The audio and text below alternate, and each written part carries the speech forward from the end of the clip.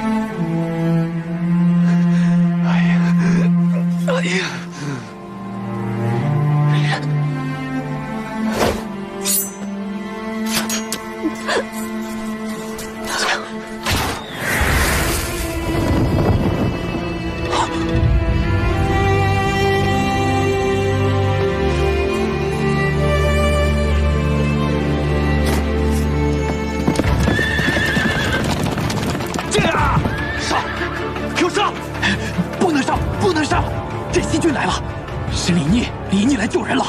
什么？就是李逆！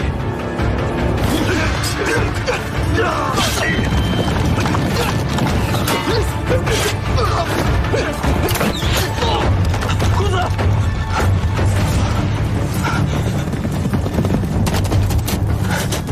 走。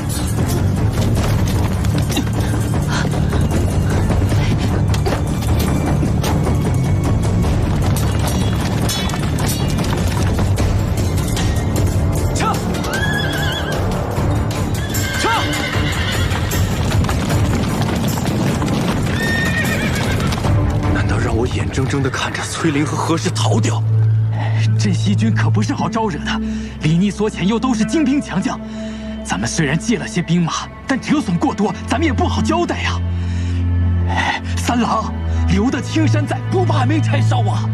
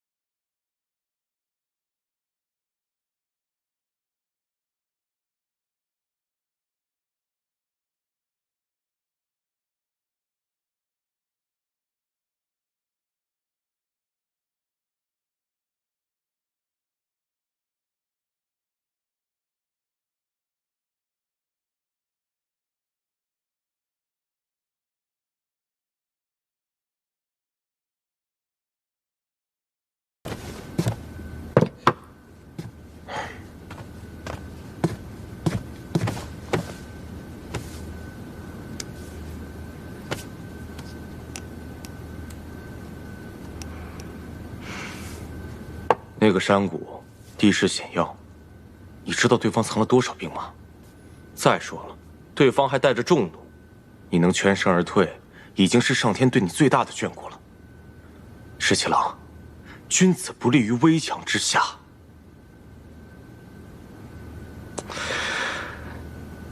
你说你好好一个武将，怎么偏偏要学你大伯那样，引经据典，整天长篇大论的？我们刚刚攻下潼关，正是谋划收复京都的重要时刻。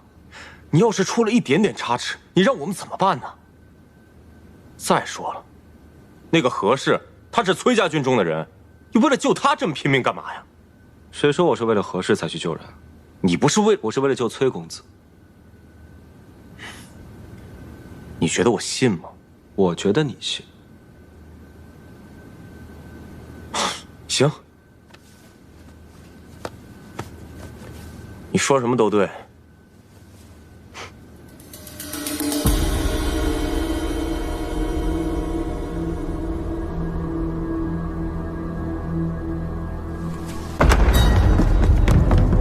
你们不是，你们谁呀？李逆竟敢杀了我弟弟！他怎么敢杀了我弟弟？我现在就杀了你，给我弟弟偿命！夫人，你儿子竟然敢杀了我弟弟！我现在就杀了你！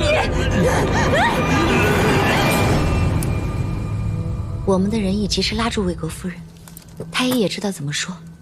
娘娘放心。大都督到！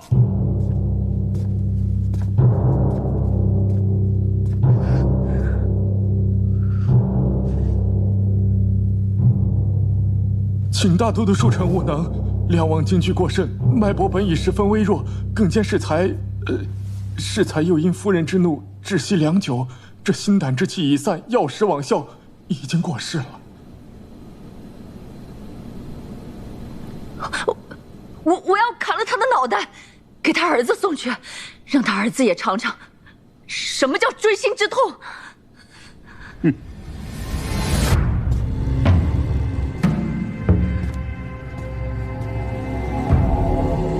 此人死不足惜，封锁消息，将那骨灰烧化，挫骨扬灰，替郑国公报仇。不，我要把他脑袋砍下来，给他儿子送去。你打我！你竟然打我！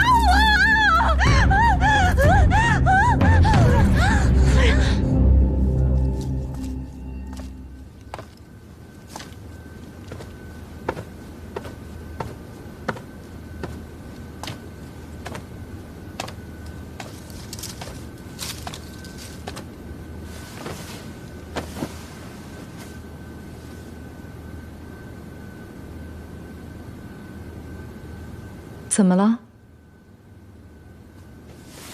梁王死了。什么？李逆砍了郑国公的脑袋送回来，魏国夫人一时悲痛气急，掐死了梁王。那得立马封锁这个消息，不能让李逆知道梁王已死。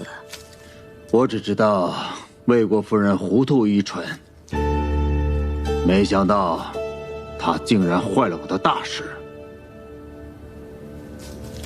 李逆其人，心性坚忍，狡黠多智，便是梁王活着，他也未必会退让。大都督不必懊恼。娶妻娶贤，我就是娶错了妻子，才会痛失洛阳。虽然是这样，哪怕他一错再错，大都督也从未对他如何，想必是糟糠之妻，毕竟在你心中不同寻常。你这又是何必呢？她是你名正言顺的妻子，我就是不喜欢她。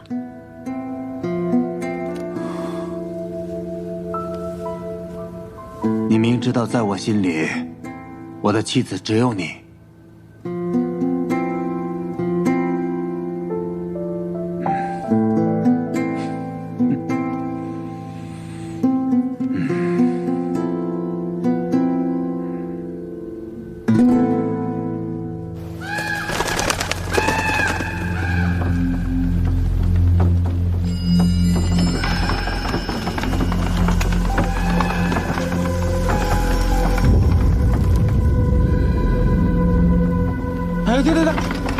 就这儿吧，赶紧烧了得了。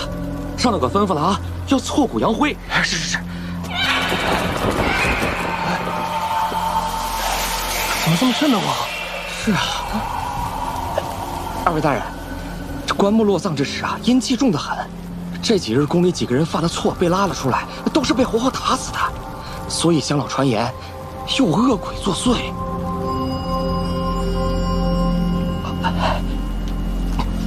大人，今天死的这个人啊，衣着华丽，身上有好几种绸衣，还有那靴子，一看就非常有钱。您看看这，与其烧掉，还不如卖给我们当钱呢。你们连死人的财都敢发，怪不得总有人使银子，烧香的脑袋想领这份差事。行吧，你们手脚麻利点啊。好嘞，上头说了，得让我们亲眼看到他烧成灰才行。二位请。快换，快换！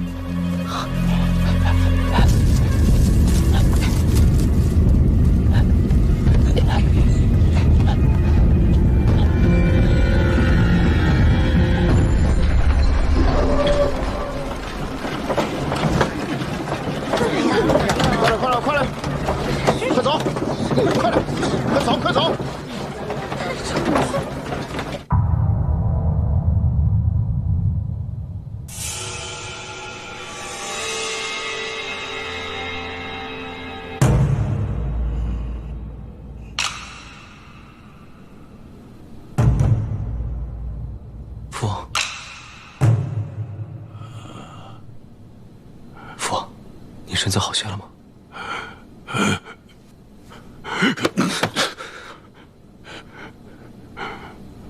吾非嫡长，如杀父王，吾必称帝血之。这是你写的吧？啊，是。父，不孝子，你这个不孝子！你这属实要害死为父啊！孙大都督如此凶狠，你还想当皇上？你这是要害死我！父，那不过是为了激怒孙敬的权宜之计，为的就是要救出父王您。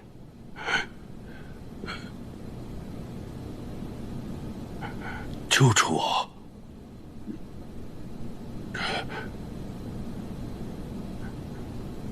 这是哪儿？这是潼关。自从孙敬叛乱之后，父王一直被扣在京中为止。我便一直谋划如何将父王救出。此前，通过崔家军在宫中的人手，在暗中布置，只等见机行事。好一个见机行事！你的见机行事就是给孙敬那样一封大逆不道的信，你可知道？若是孙敬一动念，我就身首异处了。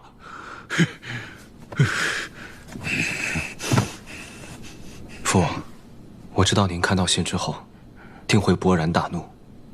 您向来身体不好，时常头昏，我想一气之下，您必然会昏倒。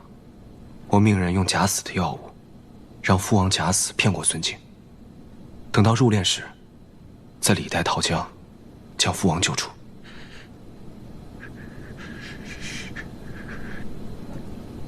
逆子，你这个逆子，你狂悖妄为！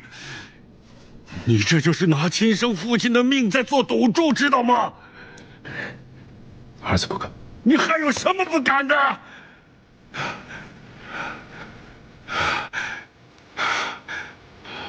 我看着你就生气。滚！快滚！是。儿臣告退。等父王消气了，儿臣再来看你。快滚！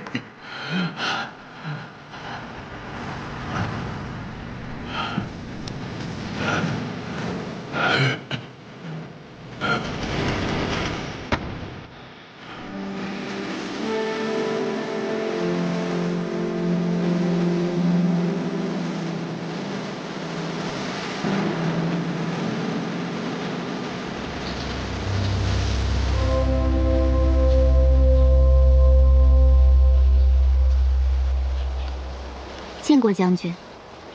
听说迎回了梁王殿下，我便炖了一盅松蘑鸡汤，把油撇了去，再清淡不过。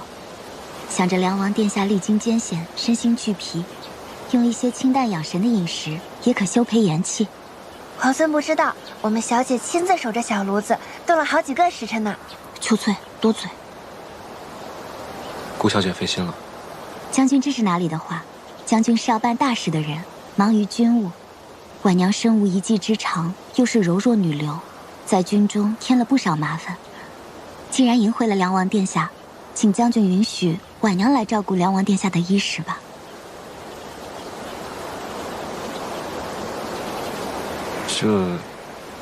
这不好劳烦顾小姐。如今父王刚被救出来，还有些心神不定，脾气也不太好。请将军不必顾虑，婉娘在家中也曾侍奉亲长，知道有恙在身，疾病苦楚，自然是会有些脾气的。请将军放心，婉娘一定能照顾好梁王殿下的。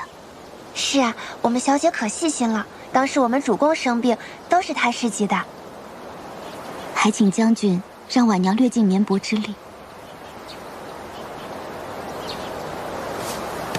那便有劳顾小姐了。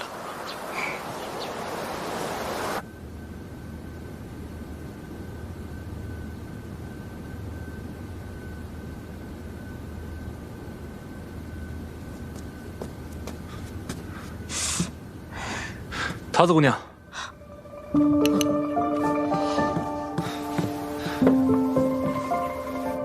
你伤好些了吗？啊，没什么大事，最多也就疼几天。哦，哎，饿了吧？吃点东西。哎，好。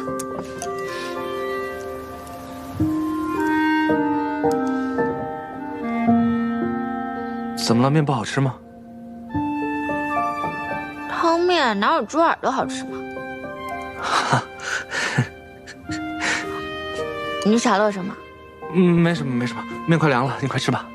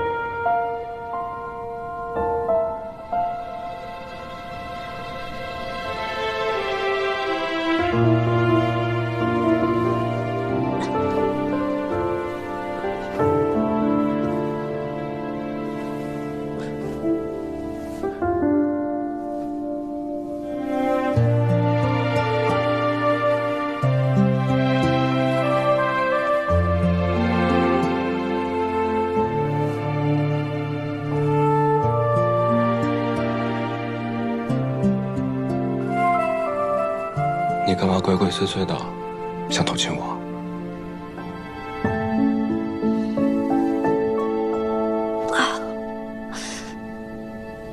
你有什么值得我偷亲的？哎，你这个人，是我救了你的命哎！你想想，我都救了你多少次了？你对救命恩人这么不客气的吗？皇孙放心，他日如果你有性命之忧，我一定是排除万难，披荆斩棘去救你。哼，得君一诺，敏感五内。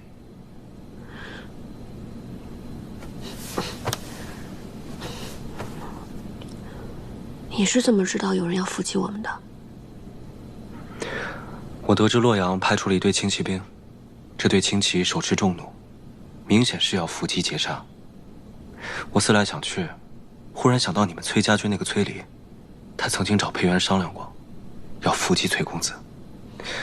我想那个崔离未必不会跟其他人联手，对崔公子下手。对，崔离，肯定是他。也不知道他用了什么法子，竟然能让洛阳的人借兵给他。崔离既然要杀崔公子，那必然得找一个人栽赃陷害，只为凶手。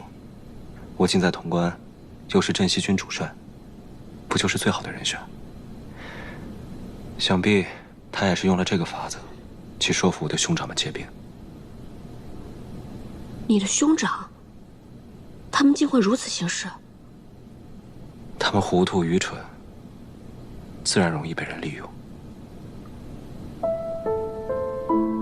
这世间事不外如是。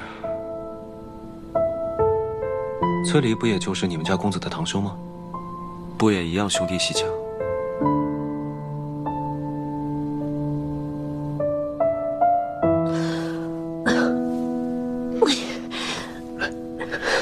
不好，瀛州之事肯定更为蹊跷。公子呢？桃子呢？他们都受伤了吗？还有我的马在哪儿？你不会现在要赶回瀛州吧？我是担心，瀛州乃是我们崔家军的根本。不行，我得想办法赶紧回去。阿英，你的伤不致命，但你们家公子可能要好好静养一些时日了。你如果执意要赶回去，我不拦你，但你要想清楚，你能不能撑到跟大军会合，还有没有余力去解救瀛州之事。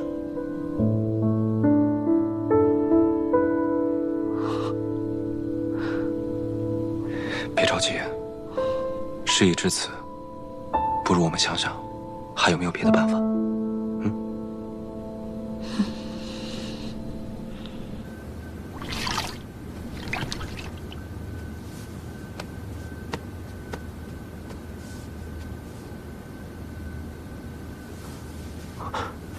公子，公子，你醒了。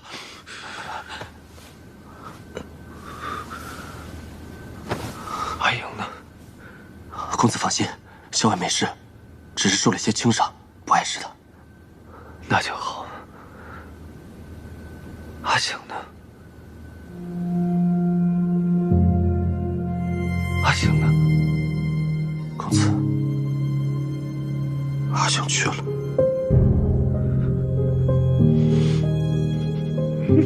公子，你别难过，护卫公子是我们的职责。但是现在，阿醒不在了，阿醒真的不在了。公子，阿醒也不像你这么难过。我与阿醒都是没人要的孤儿。若不是公子和校尉收留我们，让我们留在崔家军，哪有我们的容身之处啊？能为公子而死，阿醒不会后悔的，我也不会后悔的。我不许你说这些话。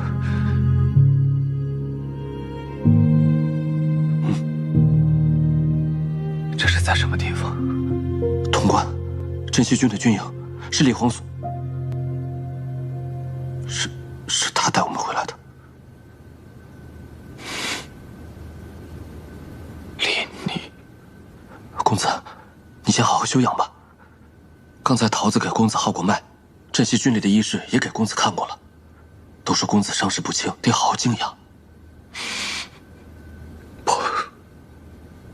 我不能待在这里。公子，事急从权，咱们得先养好了身体，再做计较。此去瀛州还有千里之遥，若是公子不保重，那才是伤了根本，全盘皆失。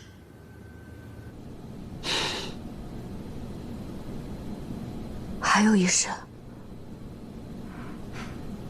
陈醒，还有那些战死的崔家军将士们，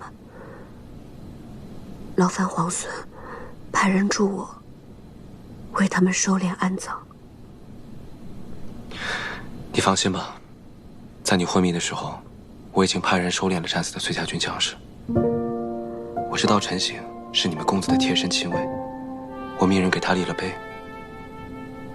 等你们崔公子康复了，再亲自去祭奠。阿英，节哀顺变。谢谢。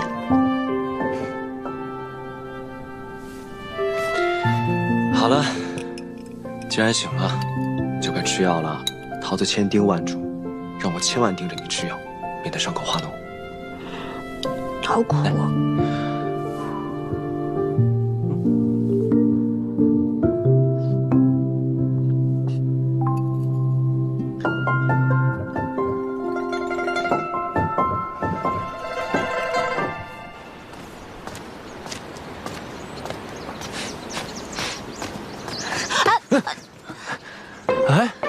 桃子姑娘，我正想去找你呢。这么巧，我也正想去找你呢。你找我什么事儿？哦，这个是我给你找的上好止疼药，你把它涂在伤口上，这样你伤口就不会疼了。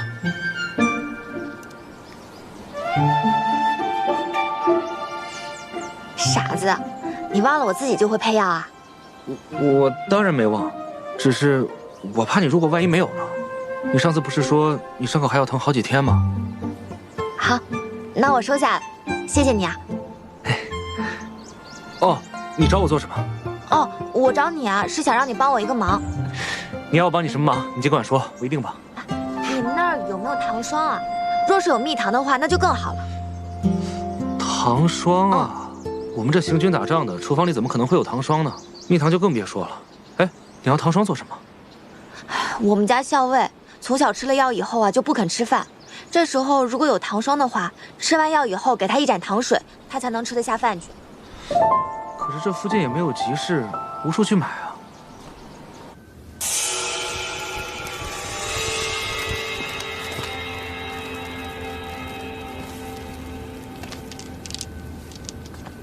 梁王已经平安到潼关了，指望太孙也能够逢凶化吉，遇难成祥。娘娘放心，太孙定能安然无恙。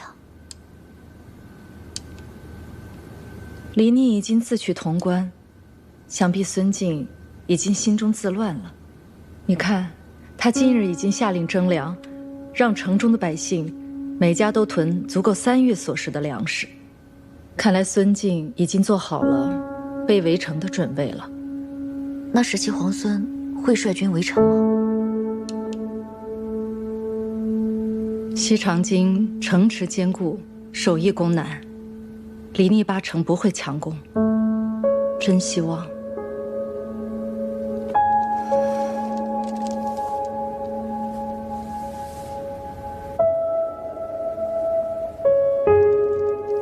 在孙敬召回征百越大军之前，离逆就能光复西长京。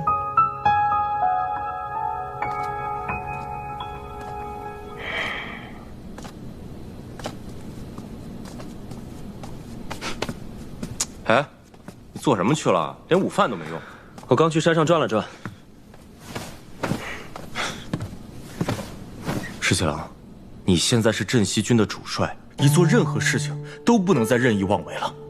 就像这次，你不顾危险去救那个何氏，何氏狡诈多智，对崔林又是忠心耿耿，这种人迟早会成为我们的心腹大患的。我倒觉得，他对崔乙更为忠诚。你有没有觉得他跟崔公子之间十分古怪？有什么古怪的？那个何氏效忠崔林，还是效忠崔乙，都是一样的，父子本来就是一体嘛。有些话我是不当讲的，但是如果我都不和你说的话，就没人和你说了。色令之婚，非君子所为。你误会了，不是你想的那样。石七郎，你看我都准备好了。回头跟你说。啊？你们去哪儿啊？不告诉你。啊！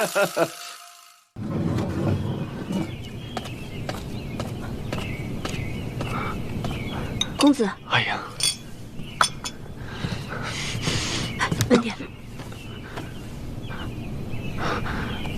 哎呀，你的伤势如何了？公子放心，我没事，只是皮外伤而已。倒是你，伤势颇重。来，先把药喝了，快喝。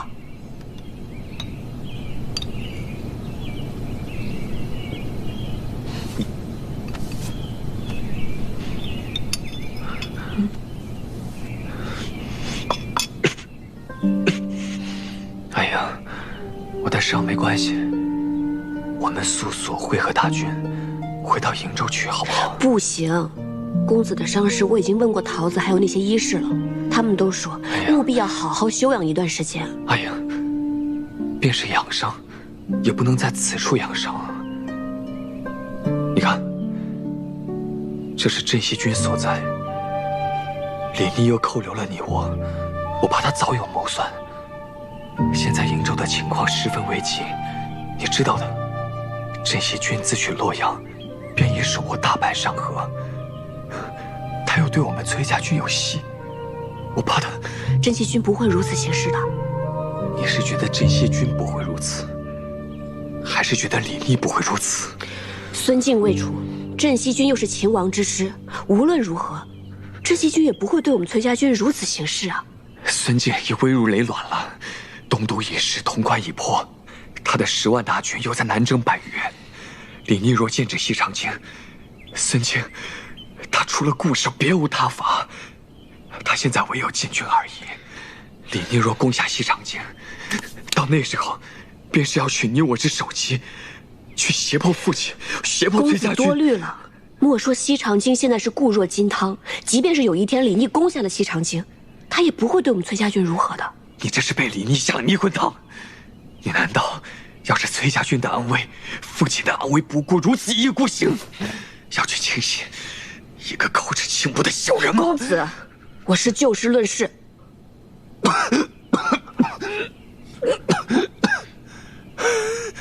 公子伤势未愈，还是静心休养为上。阿英，阿英，公子，公子。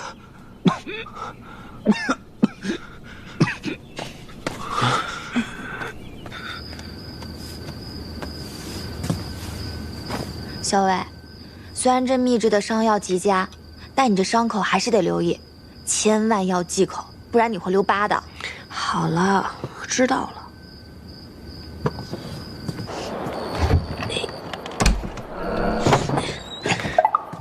好端端的，为什么要翻窗户进来啊？哎，刚刚进来的时候撞见了桃子，他又不让我带外食，于是我只能翻窗了。你看我给你准备的什么？堂堂皇孙，我还以为是什么宝物呢，就是几张烙饼啊。其实呢，还有一碗肉想让你卷饼吃，不过我刚才在窗外听见桃子说你要忌口，不能吃荤腥，于是我就把肉吃了。你呢，就凑合凑合吃个饼吧。这饼有什么稀奇的，还值得皇孙巴巴拿来？稀奇嘛，倒也没有，只不过知道你食欲不佳，特地为你烙的。既然吃不了肉，那就蘸点蜂蜜吃吧。这可难得了，这是哪来的蜂蜜啊？下午啊，我在山边岩石下发现了一个蜂巢，于是我就跟老鲍去把它给摘了。这碗蜂蜜啊，够你吃好些天了。你养伤要吃药，吃药苦的话，你就就着蜂蜜一起喝吧。嗯。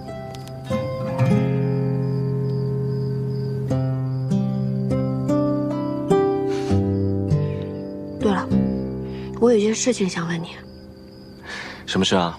我一定知无不言，言无不尽。皇孙打算如何收复西长京？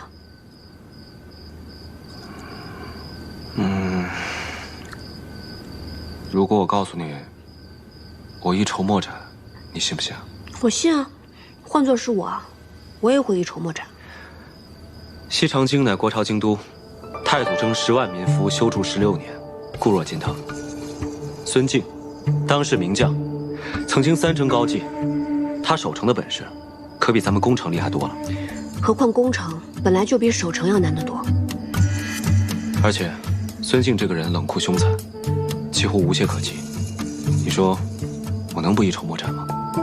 现下他派大军征战百越，又派大队人马北上瀛州，其实他可用之兵并不多。那也有10万禁军，留着守城之用啊。禁军原本是天子亲将之师，可以动摇吗？当初就是禁军反了，要不然孙敬能凭一己之力颠覆朝纲，弑杀先帝，杀诸王吗？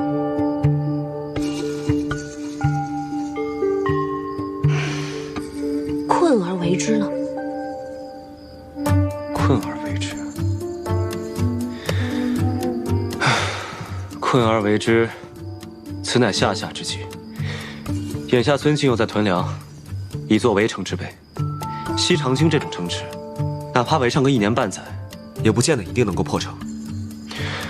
彼时孙敬肯定已经召回征百越的大军，来个前后夹击。到时候就算我们联手，也未必能胜此一举。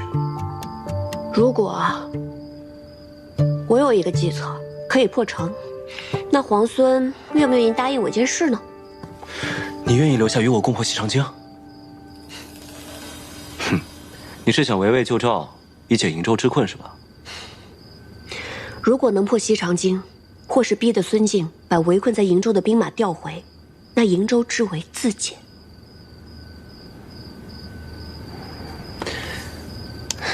我答应你，就算你对我提10000件事，我都可以答应你。皇孙还真是唯见眼前之列。要是我不能破城，那你就什么都不能答应我了？那倒也不是，你若不能破城，我可以答应你9999件事，但你却要答应我一件事。什么事啊？现在还没有想好，等我想好了，你再答应我也不迟。怎么这么古怪的说法？我总觉得你在谋算些什么。你放心，我不会让何萧为你为难的。那我这件事也不会让你为难。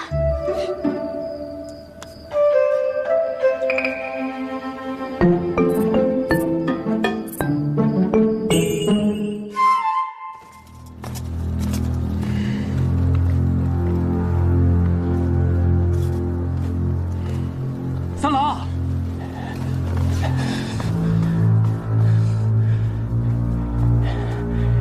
事后探到了，崔林与何氏被李逆所救之后，正在潼关休养。好不容易伪造了伯父病倒的密函，还将崔林、何氏二人骗出中军，想一举击杀。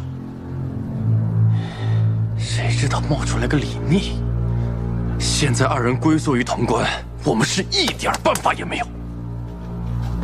好你个李逆，就管好事！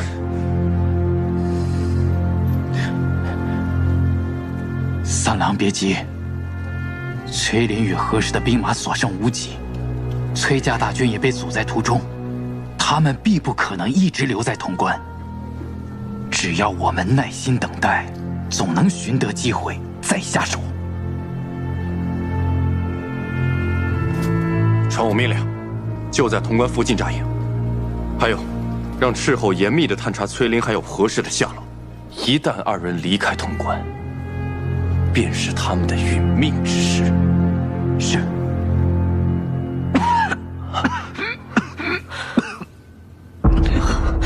公子，公子，公子，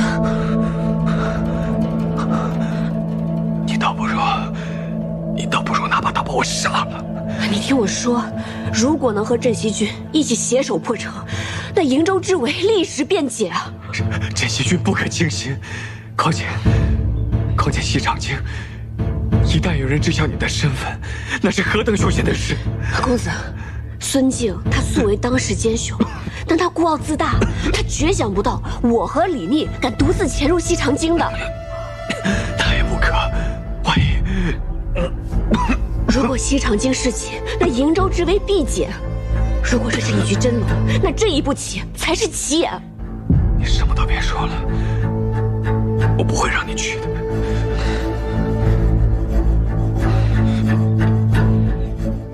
公子心系瀛州，但又担忧我的安危。可我居意已决。公子你放心，就算事不协议，我也定能安然而返。阿英，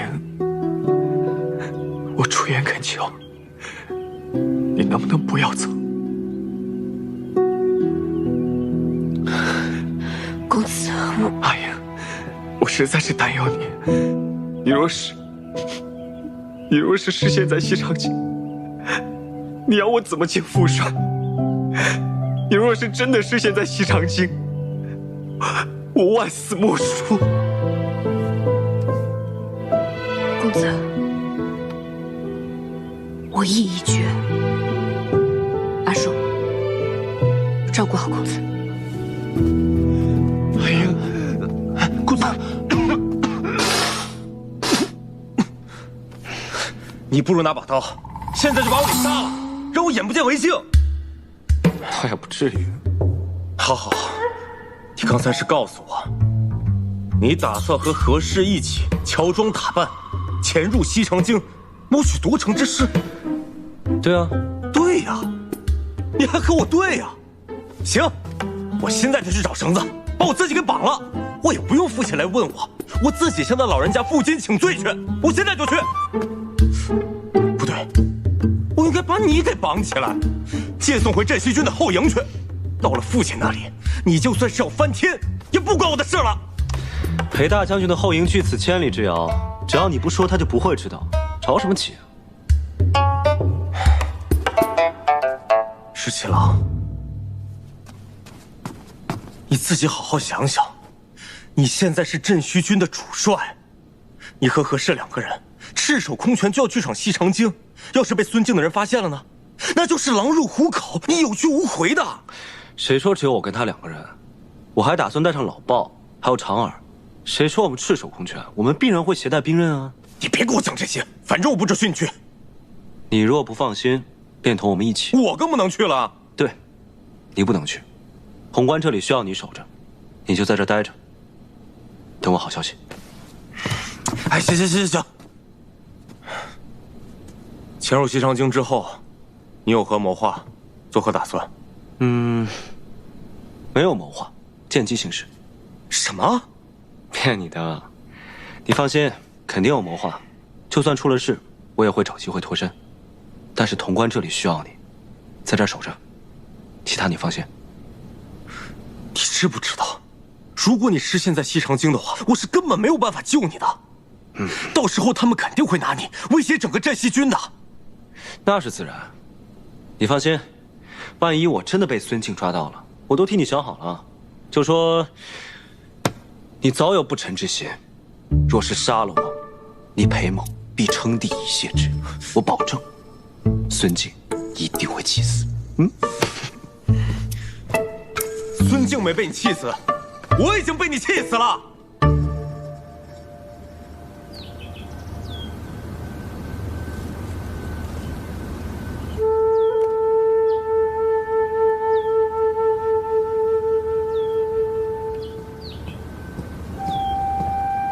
小姐，皇孙殿下来了。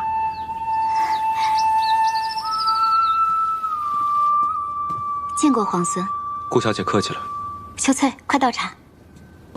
顾小姐，此番前来有一件事情想要拜托顾小姐。皇孙客气了，如有所命，无所不从。顾相身在京中，我想请顾小姐赐我一信物，我想遣人入京，与顾相商谈收复西长京里应外合之事。若无信物，恐怕难以取信顾相。皇孙既要遣人入京，想必是心腹之人。既然如此，也不需什么信物了。婉娘愿亲身前往。不可，去见顾相已是无奈之举，不能再让顾小姐涉险。皇孙匡扶天下，如今收复西长京，匹夫有责。婉娘虽为一介女流，也愿为天下大业略尽绵薄之力。家父忠于国朝，苦孙贼久矣。不论皇孙有何谋划，家父定会倾力相助。潜入西长京，一旦被识破，便会危险重重。皇孙想必会让谢大哥、鲍大哥诸人入京，他们都是久经沙场、机智勇猛之人。婉娘扮作家眷，料来无妨。便是万一出了纰漏，婉娘定会自裁，绝不连累众人。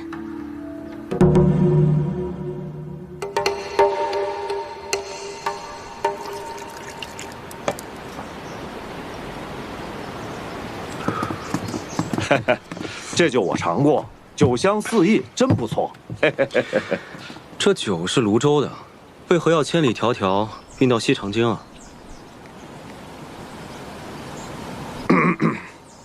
我家主任在京中有一酒肆，这2年生意不好，主任年纪大了，被命少主任亲自押酒到京中来，顺便往酒肆盘账。我家少夫人梁家园在京中，此番跟着到京中来，回娘家探望长辈。哎，石七郎，这此前计划的好好的，只有何校尉一人扮作女眷，现在突然多了一个顾小姐，那我该怎么说呀？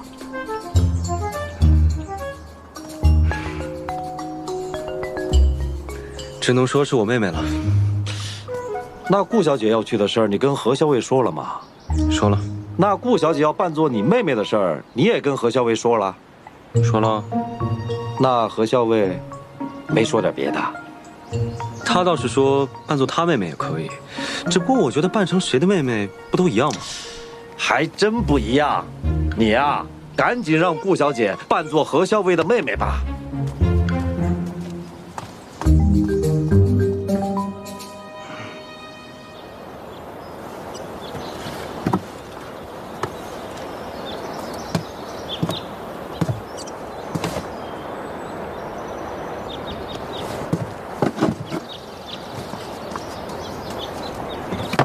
何校尉，你也去？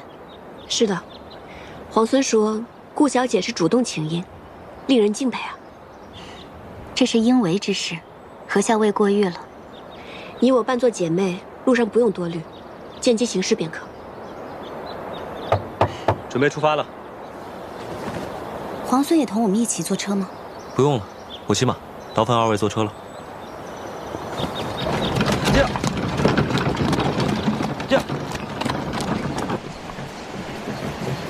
阿娘，咱们的粮终于够征粮和屯粮了，不然还不知道被军爷怎么为难呢。幸好啊，把你说给了徐家三郎。这城里一下令屯粮啊，徐娘子立刻派人捎信儿过来，说给咱们准备了粮食，还说呀，要不是徐三郎去途州贩布了，怕是要让三郎把粮食给咱们送进城呢。徐娘子啊，对你这么上心，将来定是位疼你的婆母。阿娘。哎呦，七娘，有军士过来了。徐娘子说，孙大都督派的人到处抢粮食，怎么办啊？这怎么征啊？往哪藏？拿娘的衣服，快！哥几个，前面有人！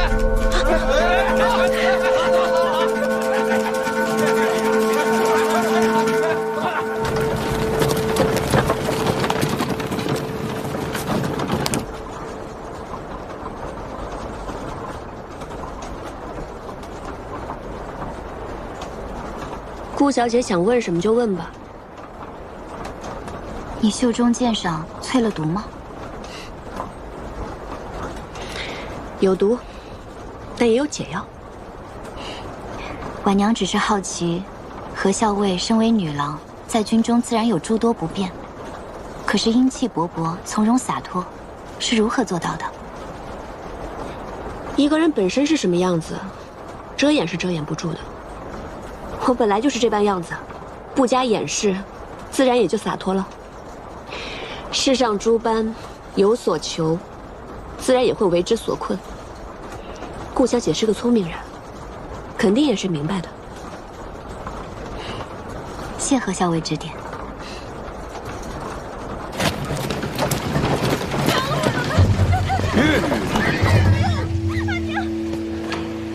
怎么了？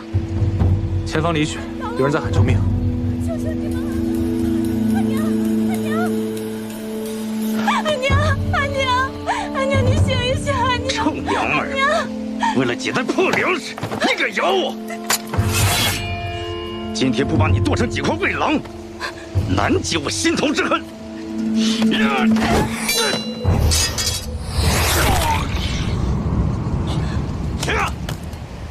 嘿，你爷爷我在这呢！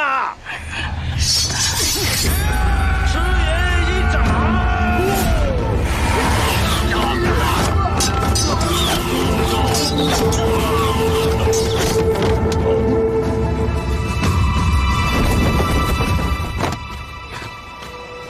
阿娘，你醒醒！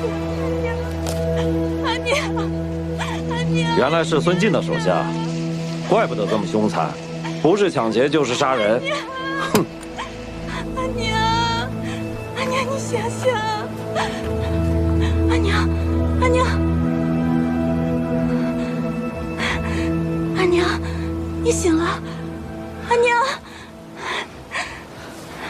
阿娘，阿婶，你没事吧？啊，对，是这些义士路过救了我们。多谢各位义士救命之恩。阿婶。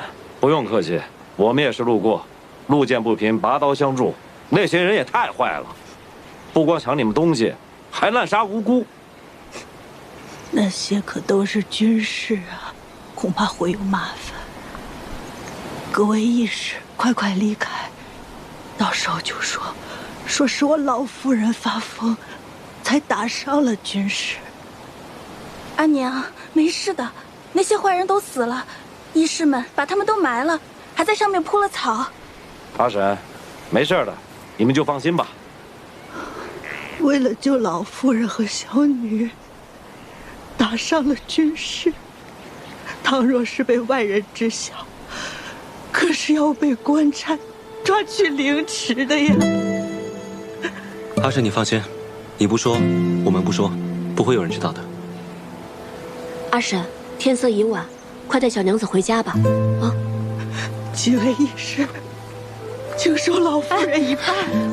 不用不用，快起来，快起来，阿婶。几位义士，那车上都是粮食，义士救了我们母女的命，那些粮食就送给你们吧。不用了，谢谢阿婶。我们出门都带着干粮，你们赶紧进城去吧，再晚就进不去了。来，阿娘。那就多谢各位义士救命之恩，多谢义士。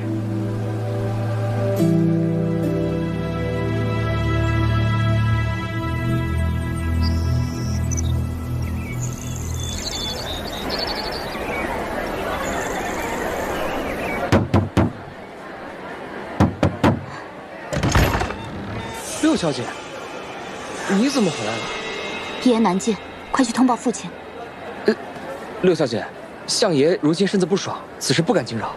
我有要紧事，若是耽误了，你担当得起吗？六小姐能有什么要紧事啊？我去并州替父亲祭祖，匆匆赶回来，一定是有要紧之事。你一个奴仆将我阻在门外，不予通报，按照家规敷衍色泽，蔑视主人，你该当何罪？这六小姐从前都是个闷瓢葫芦，今天怎么突然厉害起来？哦，六小姐言重了，六小姐快请进，我这就去通传。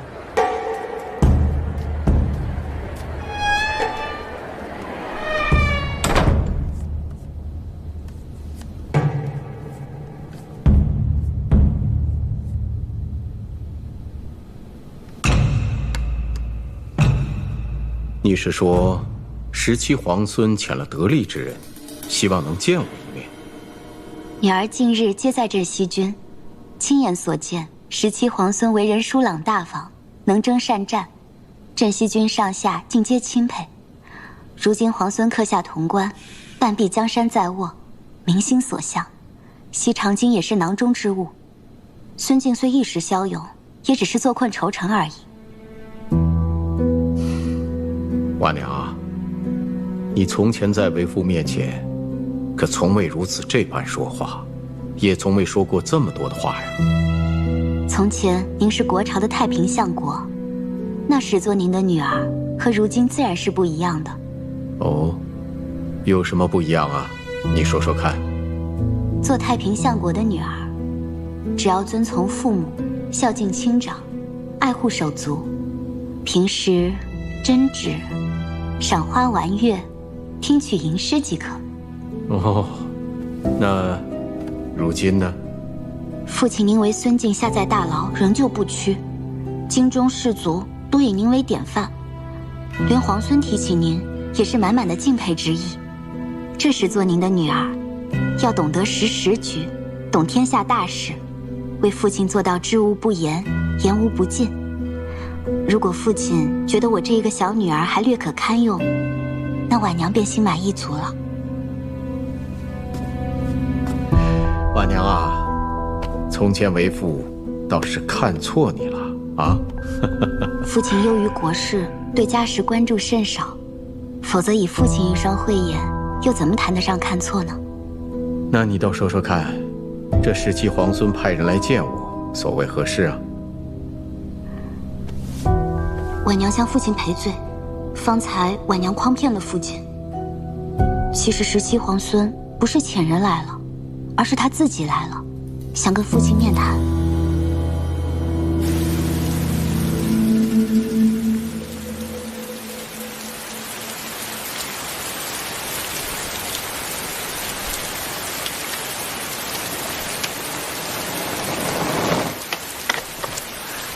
顾小姐。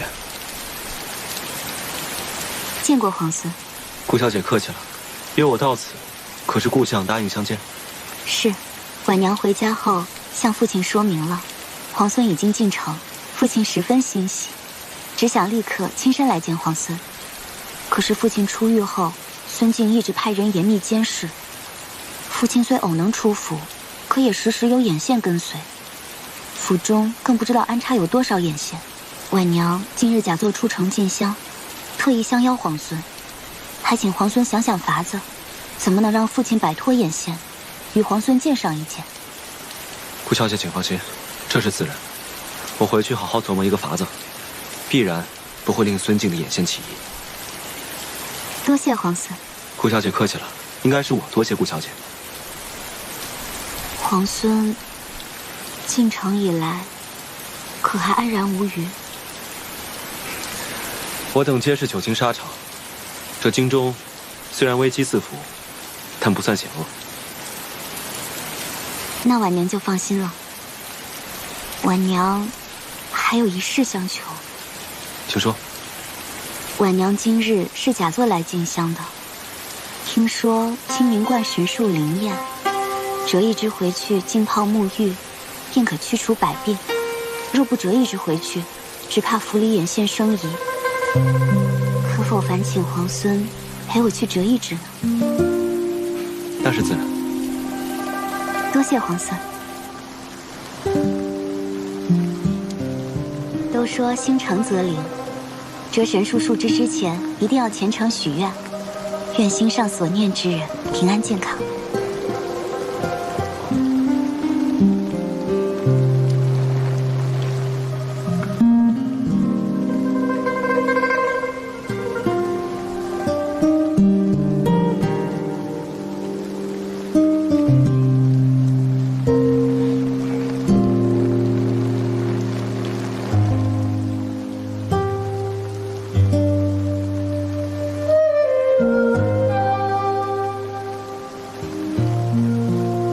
是这只吗？还是旁边那只吧。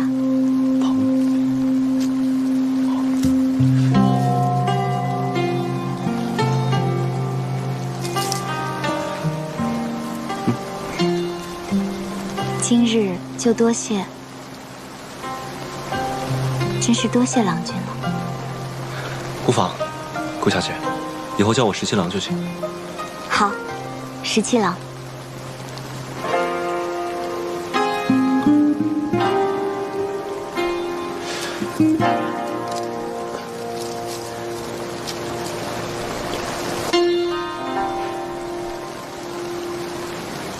17郎，神树虽灵，但今日折了，今日就要泡水沐浴。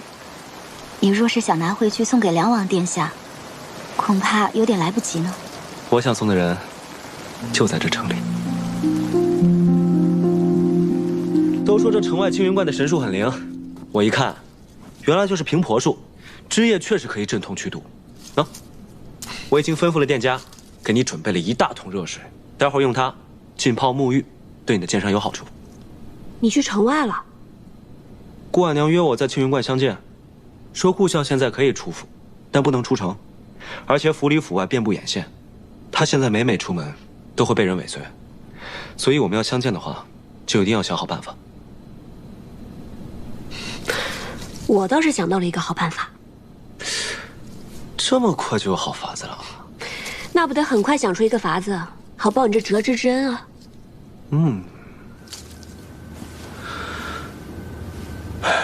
没想到李逆还真的救出了父王。如今呢，他东取东都，拥兵潼关，还直逼西城境，眼看就要立下不世之功啊！眼下虽然我们失了先机，但有一个法子，可以扭转劣势。说来听听。大哥，父王作为先帝仅剩的血脉，又是王爵之尊，若是由父王继承大统的话，那是再名正言顺不过了。若是父王在东都登基称帝的话，国朝不是没有先例啊。谁拥立了父王，何时拥立了父王，那可远比什么攻占潼关、收复西长京重要的多呀。这是拥立之功。大哥，你是长子，父王一旦登基的话，你就是1等1的功臣，这东宫之位舍你其谁？再者，李逆手握重兵，屡屡立下了战功，但一旦父王登基了，他这战功就成了朝中大忌。二弟，你一番话，真令我茅塞顿开呀。只不过现在父王身在潼关，那个李逆又满腹诡计。那如果李逆不让父王移驾到洛阳，那又如何是好啊？此事还要劳烦兄长亲自前往潼关迎请父王。父王最是爱重大哥了，大哥若是亲自前去的话，父王定然欣然应允。李逆要是阻拦的话，那他就是不忠不孝。有理啊，此话有理。哼，你放心，日后我一定会提醒父王，封你为亲王。大哥，眼下当务之急是迎请父王回来，不日登基。至于分封之事，不急于一时。我知道大哥是好意，只是就怕旁人嫉恨于我，反令大哥为难。还是二弟你懂事啊。见过嫂嫂。夫君。二弟，我命厨房炖了些汤羹，你们忙了一日，多少用一些。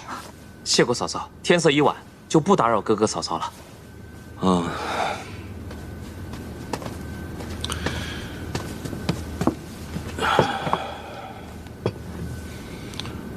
用一些吧。啊，今晚二弟和你聊了许久，是不是出什么事了？没有什么，你不必多虑了。要是三弟在此处就好了，你们兄弟三人能够彼此扶持，有事啊也可以有商有量的。你这三弟长三弟短的，你把他当亲弟弟，他可未必是这么想的。其实三弟的心里一直很敬重你的，这否则也不可能让出洛阳。他那是心甘情愿让出洛阳吗？他是为了抢潼关攻西长京而已。你看他表面上一副谦恭的样子，实则呢是在处处抢占战功。你就是刚嫁过来的时候帮衬照顾了他几日而已，千万别受蒙蔽呀。好了好了，你先回去吧，我还有事情要做。回去吧。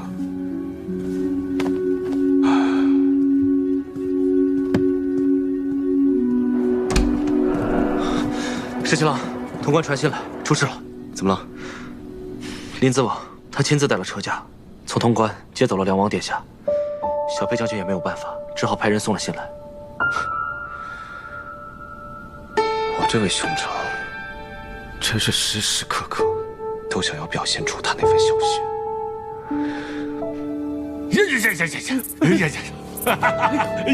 赢了！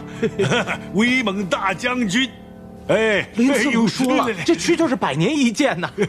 来，赏你个黄瓜吃！哎呀，哎，你刚才说林子王怎么了？说什么来着？啊，林子王，跟我说这几日听说您睡得不好，四处求名医呀，还让吴国师天天为您祈福做法。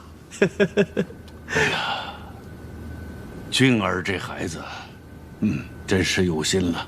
啊，殿下，吴国师说了，您是有真龙天命的人呐。先帝的那些龙子凤孙，只有您才能遇难成祥，化险为夷。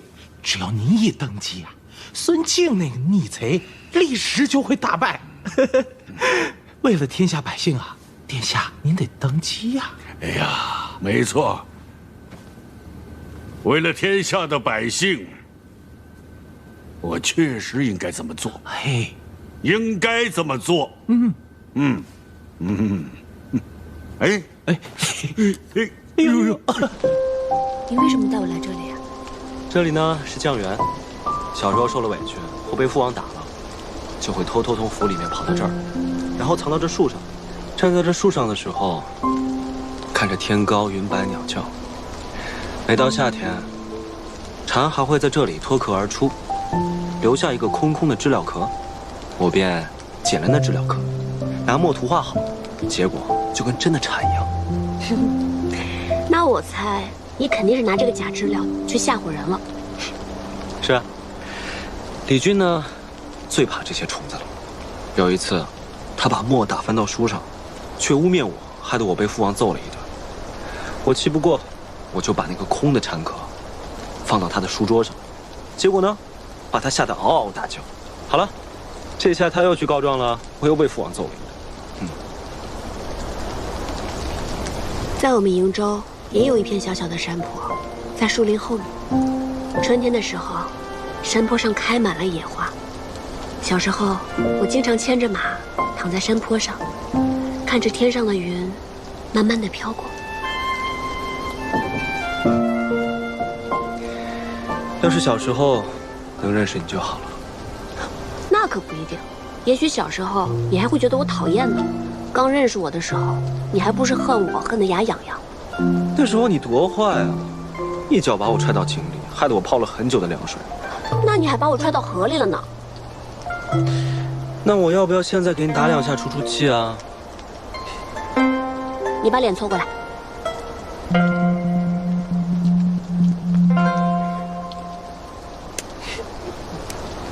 说好打不能弹的。为什么只能打不能弹？我不管，你弹了我就要弹回来。哎，你看。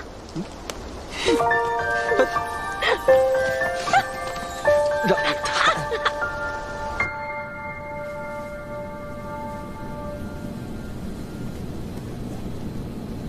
小姐，小姐，翠翠，小姐，我可算是见到你了。你怎么回来了？我不是让你留在潼关照顾梁王殿下吗？梁王殿下被接到洛阳去了，说是什么林什么我，就是梁王殿下的儿子，亲自带了兵马到潼关来接的。林子王啊，林子王把梁王殿下接走了。就是林子王。只怕这风浪又起。凭他什么风浪？小姐，你都已经回家啦。呀，这个香炉可真精致。那是父亲派人送来的。老爷对小姐这么好，那府中就再没人敢轻视小姐了。对于父亲而言，一个有用的女儿才是好女儿。咱们与顾相商议定了，明日便让顾小姐陪顾相出府。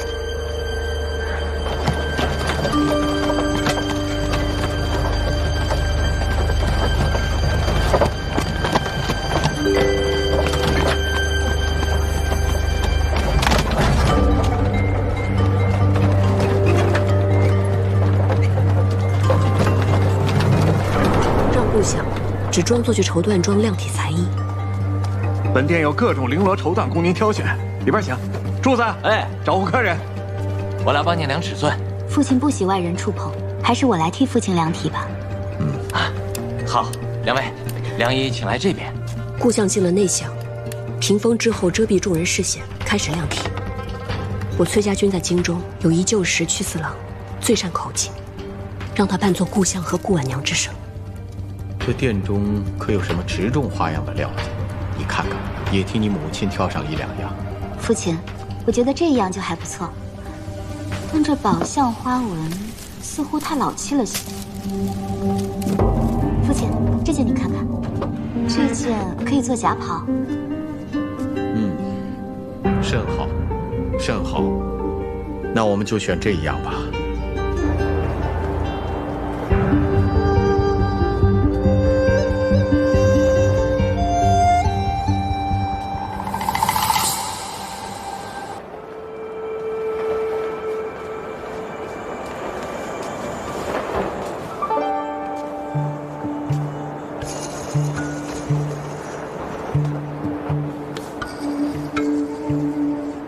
顾相高义，风骨铮铮，李时期十分倾慕。今日得见，幸甚。十七郎客气了，早就听闻军中传说，说十七郎少年俊彦。今日一见，果然是名不虚传。不知十七郎冒险入京，所为何事？孙敬颠覆社稷，作乱朝纲，天下苦孙贼久矣。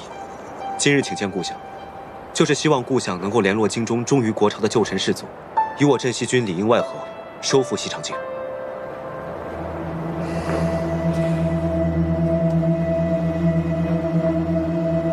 孙敬此人奸诈多疑。自从洛阳郑国公事后，他对朝中旧臣士族看管得十分严密。实不相瞒，若不是今日十七郎巧计安排，我也很难与十七郎相见了。父亲，您再试试这件。客官，看料子呀。花纹更适合你。是了。客官，您看我们这款料子。客官，您是自己用，还是给府上的亲眷买呀？客官，哦，我去看看。哎，客官，您可以看我们这款布，今年卖的也很不错的呀。客官，哎，我去看看。攻城乃是军事，只要城中旧臣士族心向国朝，暗中相助即可。届时大军入城缓慢，若城中无人接应，只怕大军入城后反倒大乱。所以要紧街坊各处思局，还要倚仗城中士卒，否则民生要害皆尽毁，必失民心。此事自然是可以暗中策应的。城中的仓廪、油坊、水井、渠闸等诸多要害之处，皆在街坊之内。士卒大家各自有私兵护卫，到了那时，必定会先行守护周全。多谢故乡。如此看来，十七郎已然成竹在胸，有了破城之计。略有谋划。这种事情十分机密，多一个人知道便多一份风险。十七郎也不必与我说，到时候我自会照着十七郎的安排，完成十七郎所托付之事便好。您要是不买料子呀，您别妨碍其他的贵客，您说是吧？啊？收口！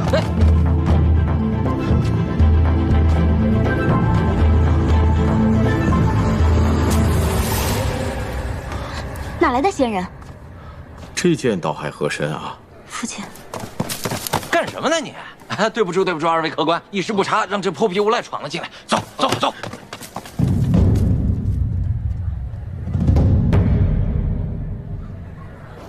客官，您尝尝我们这茶。今日能与故乡相见，也算是有惊无险。我家茶呀，还得多谢你那个计策。能得17郎一个谢字，也算我不虚此行。清凉爽口的杨梅茶嘞，公子小姐来一壶。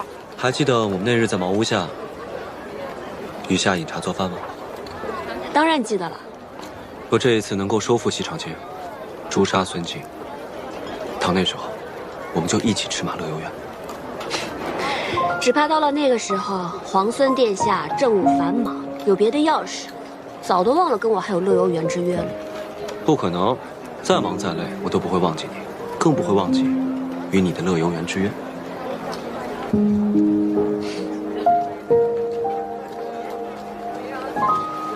天子登基了，圣天子登基了，天子登基了，圣天子登基了。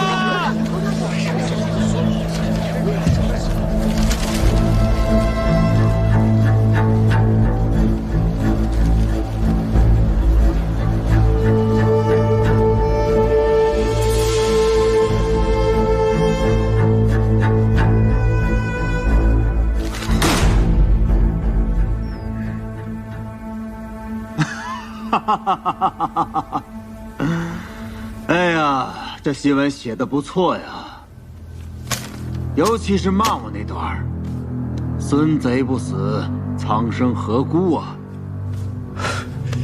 大都督恕罪。恕什么罪呀？我看好得很呐。这等森严的弓箭，竟然能把一个死了的梁王偷偷弄出宫，然后死而复生，还能在东都登基称帝。这等通天的本事，这鬼神不知的手段，我不知道今晚睡着了以后，明日会不会丢了首级。大都督恕罪，大都督恕罪。哼！那些可疑的人，不需要讯问，统统都杀了。还有那些冥顽不灵的前朝旧臣，也派兵把他们接到宫里来，免得他们蠢蠢欲动。是，大都督，要不要闭九城，禁止百姓出入，好好搜一搜？既然派人到西长京散发檄文揭帖，自然是想扰乱民心，何必要中他们奸计呢？李逆大军逼近，一旦逼城，百姓就嫌乱了，与战事不利。大都督所虑甚是。不过，进出城门的人要严加盘查，城中也要细密搜索，务必要抓到那些散发檄文揭帖的奸细，砍了他们的人头，送到洛阳去，好好吓一吓那个梁王。哼，梁王这个老头胆小，若是真被我吓死了，那可就成了天大的笑话了。是。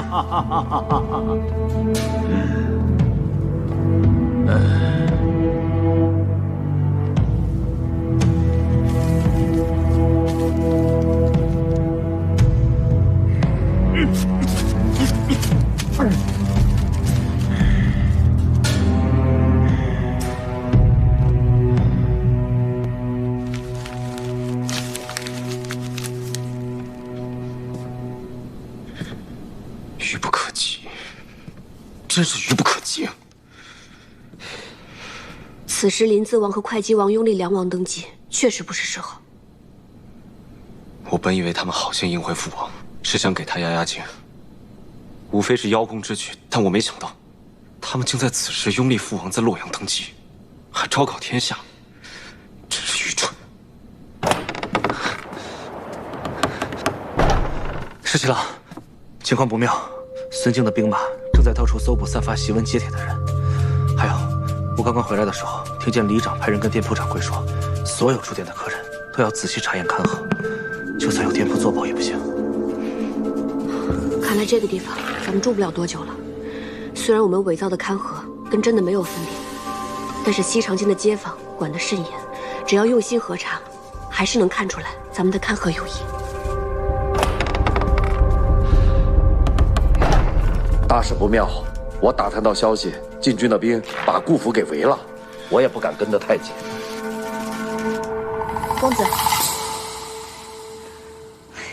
公子，幸好小裴将军送来的药材十分得用，从脉象看，您的伤势已经好了7、8分了。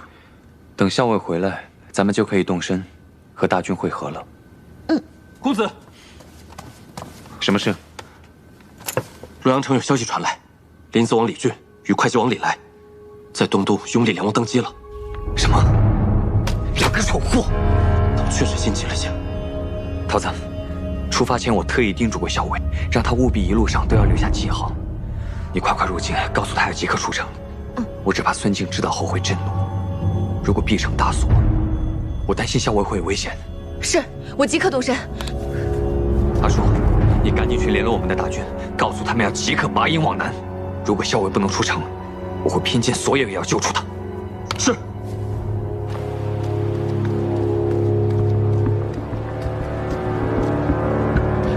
放开我！凭什么抓我？放开！放开我！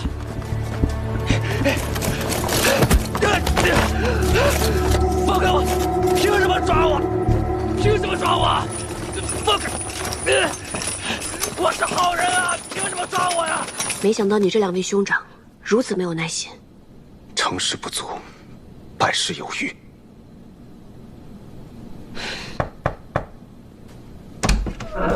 石七郎，顾小姐来了，请坐。深夜乔装冒险到此，出了何事？竟有时宫里突然来人，说大都督传谕要我父亲进宫去。父亲虽然不情愿，可是又怕连累家人，只好被押了进去。到了夜里，我就乔装成下人，偷偷溜出来，给你们报信。顾小姐辛苦了，不知顾相现在安危如何？我也不知，但想当初孙敬没有杀我父亲，想必现在也不会立刻动手。是，顾相声望极高，孙敬不会轻易杀他。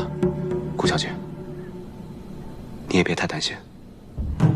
你们快走吧，我在来的路上看到好多兵马搜捕，若是发现了皇孙，那就糟糕了。我们顾家有庄田，皇孙若是需要的话，可以先去避一避。放心吧，我们自有安排。倒是顾小姐，今日不要再冒险出来了。耳朵，送顾小姐回去。是。顾小姐，请。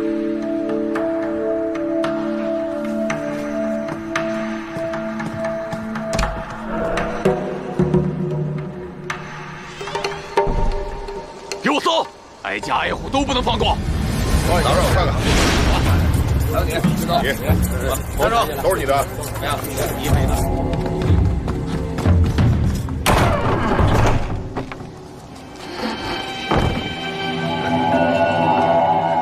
这么一大早就开始搜查，也不知道谢长尔和老鸨能不能脱身啊？肯定可以。再说了，他们还要桃子结营，等一会儿就过来跟我们会合。我要见识见识这姑娘身上有什么可疑之物。小娘子，官人，竟敢脱你爷爷的衣服！看我这大胡子，不扎死你！大家互都不能放过！是。进来看看。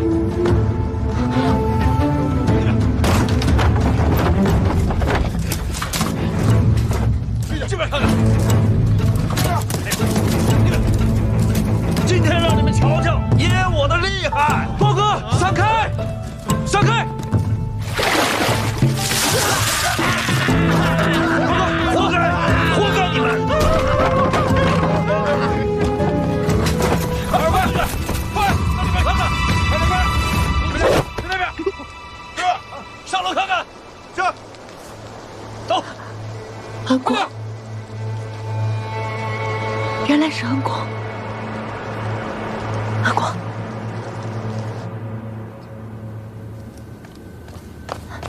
娘娘，打听到消息了。自梁王登基之后，大都督震怒，不仅在京中加紧盘查，还招来了好些旧臣，不允许他们出宫，怕跟梁王有所勾结。派去给韩将军送信的人回来了吗？传讯回来，说暂时还没有韩将军的消息。不过见到韩将军身边亲卫的尸首，想必韩将军已经携太孙暂时逃脱了。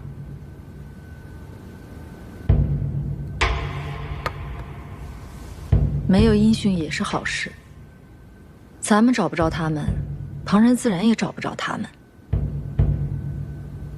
娘娘，现在京中人心惶惶，李逆率镇西军已进潼关，想必随时都会兵围西长京。现在正在令京中百姓加紧囤粮。孙敬已经急传命令，召回征百越大军。如果大军还朝，守义攻南，李逆未必能胜啊。那我们要……这不是紧要之事，当务之急是要先找到韩将军，确保太孙无虞，想办法传信给李逆。我有重要之事与他商议。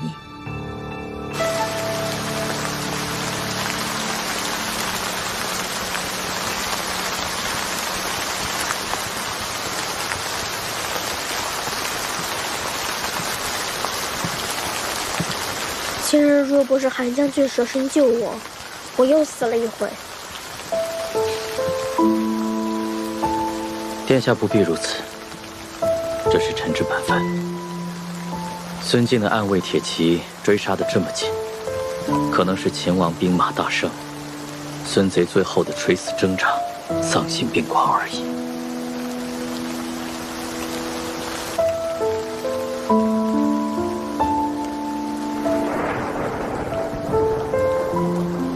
这几日狼狈逃走，时时遇险，不知道17哥自光复东都之后有没有兵临西长京。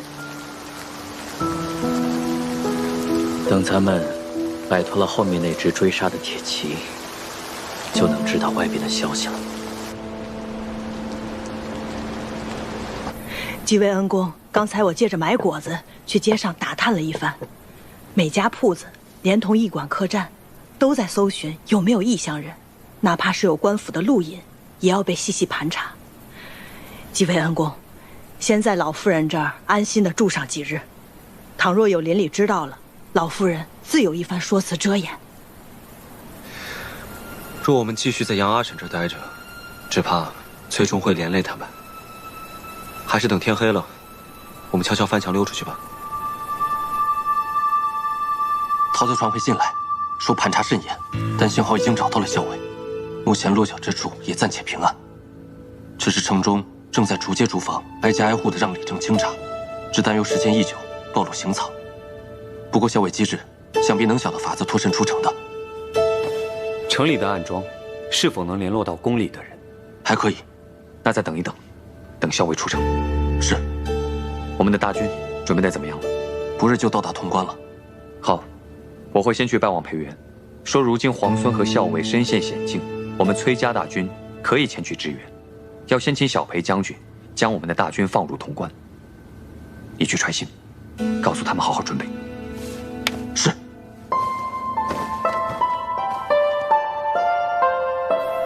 我想到了一个法子，即使我们入了刑藏，也不会连累杨阿婶。什么法子？杨阿婶的女儿杨七娘跟一个叫徐三郎的人定了亲，但是我问过杨七娘，左邻右舍都没有见过这个徐三郎。七娘，你们那日从城外回来，是去乡下亲友家了吗？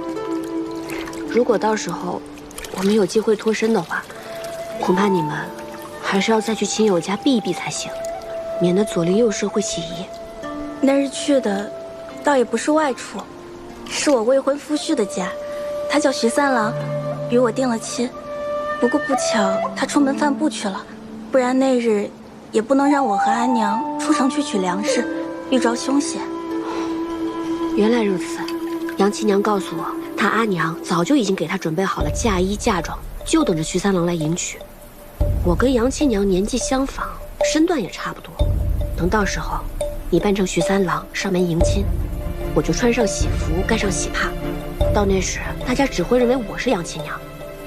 花轿一坐，吹吹打打的往城外走，又有李正的嫁娶文书做担保，城门处也不会为难的。不行，若这么做，不仅让杨阿婶冒险，还会耽误杨小姐的终身大事。恩公救了老夫人和小女的性命，何出此言呢？此计甚妙，不过是顶着小女的名头送嫁，又何谈冒险呢？等三郎回来了，我悄悄地把小女送过去，与他拜堂即可。滴水之恩当涌泉相报。更何况，恩公曾救过我们性命，只有恩公脱险，老夫人心中才得安宁嘛。多谢阿婶相助。十七郎，咱们快出城才是上策。如此，多谢杨阿婶。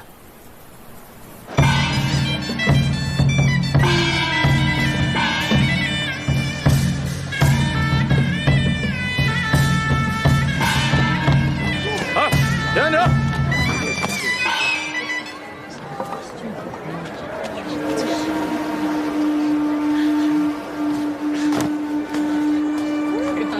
这位军爷，今日娶妻，这是李正出的婚嫁文书。城外徐家庄的徐三郎，要娶杨家七娘。是，今日娶杨七娘。来，这是东街贺家的喜饼，给军爷垫机。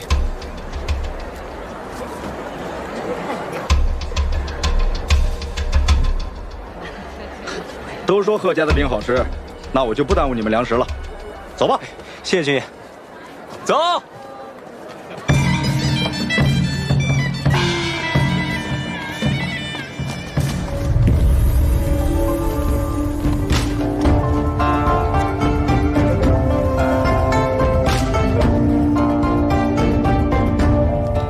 皇孙这次虽然拿了人家的衣裳，却把刚才那身喜服放在了人家院子里，这可谓是以物易物。跟之前的不问自取相比，还是长进了不少。这之前不是事发突然吗？其实，我还挺喜欢穿这身喜服的。校尉，校尉，桃子，刚刚公子传信来说，我们崔家军的一队人马被孙敬的人给冲散了，所以他希望我们尽快前往，一起回潼关。既然如此，那我们就改道会合吧。皇孙这是要回潼关吗？虽只百里，但是此处地形复杂，我还是陪着你去了。如此说来，皇孙这是担心我跟大军会合，会对潼关不利。那是当然。你这诡计百出，我定要亲自盯着你才行。走。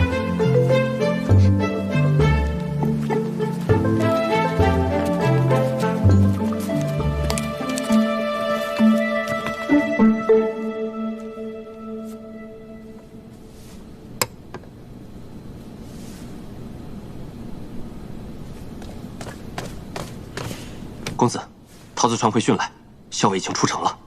李逆呢？眼下还与校尉在一起，大约不日就能回到潼关。我们的大军安顿的如何？一入潼关，安顿好了。你来看看我写的字。欲西城，而必后患。这几个字神气完足，笔意丰满。看来公子已经痊愈了。伤势自然是痊愈了。既然如此，就应该拿过去的错误作为教训，以绝后患。哈哈哈哈哈！哎呀，崔林派人传书来说，可以和我里应外合。收复潼关，以此来换取我退兵瀛州。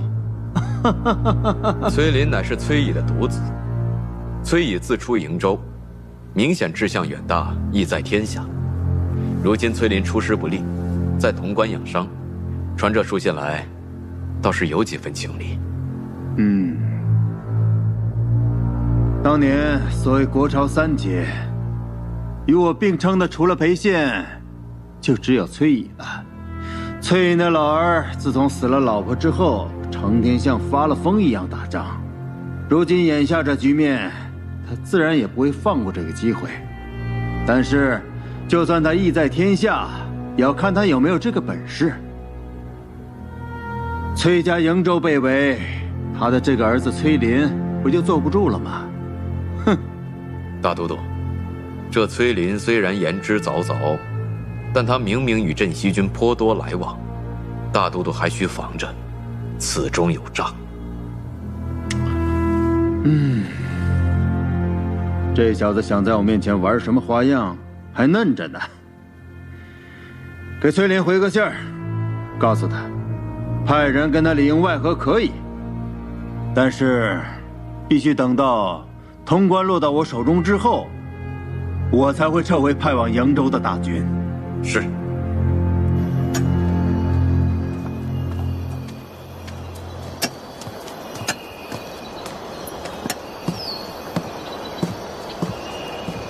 殿下，韩将军，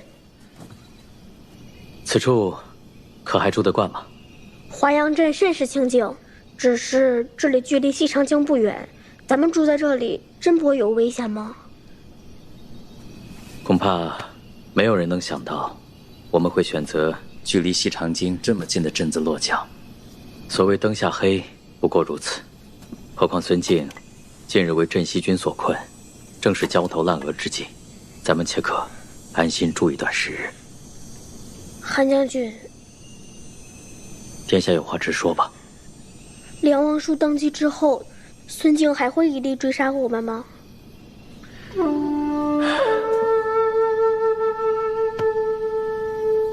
只怕比之前更甚。梁王虽然登基，但天下正统其实是在殿下您。您才是先太子的唯一血脉。孙贼亦深知，如果能生擒殿下您，自可以挟殿下以令天下。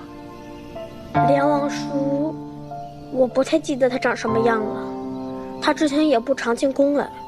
其实梁王并不足虑，唯有梁王之子李逆。如今梁王登基，只怕17个会吗？殿下可别轻信了人心呐。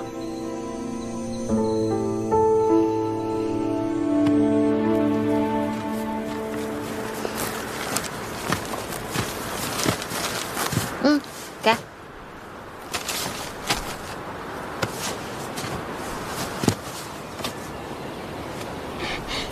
这哪来的果仁啊？萧伟给取了个别称，叫干果。干果。哦，听说这个可不好买了，我尝了尝，的确好吃。萧伟知道我喜欢，就多给我拿了些。多谢这个桃子妹妹啊，我可是托了这个，够了，托耳朵的福啊，才能吃到这么香脆可口的干果。哎，这干果还真有些好吃呢。什么叫托我的福啊？桃子不是对咱们每个人都很好吗？你没发现吗？人家桃子妹妹对你特别的好。不是，桃子她人就很好。哎，不是她怎么走了？我说你是不是傻呀？还不快去追啊！为什么呀？你再不去追啊，桃子妹妹就给你下毒了！快，走！桃子，这一次没能想出法子破城，反倒打草惊蛇。看来我们要再做打算，看将来如何收复西长京。等将来收复了西长京，你有什么打算？到那个时候啊，肯定也就不打仗了，我就迎太孙回朝，劝说我父亲立太孙为储君，然后我再回劳兰关。你呢？回瀛州吗？梁王都已经登基为帝了，你是皇帝的儿子，不留在京中，难道真的要回劳兰关吗？我喜欢劳兰关，不喜欢西长京。不然，我当初就不会找个由头犯错，让先帝贬我去劳兰关了。那当时你是梁王的儿子，10几个皇孙当中最不起眼的一个，自然会来去自如了。现在也没什么不同啊，父亲喜欢我的兄长们，就让他们陪着父亲吧。你呢？你还没有回答我的问题，你会回瀛州吗？怎么？皇孙是怕我崔家军会和孙敬一样，志在西长京，不愿意回瀛州了？我当时出瀛州的时候，有这样一个心愿，希望可以战乱平定，天下太平，让百姓们都能过上安稳的好日子。如果将来有一天真的可以收复西长京，那肯定就是天下太平了。为何还要再起战乱纷争呢？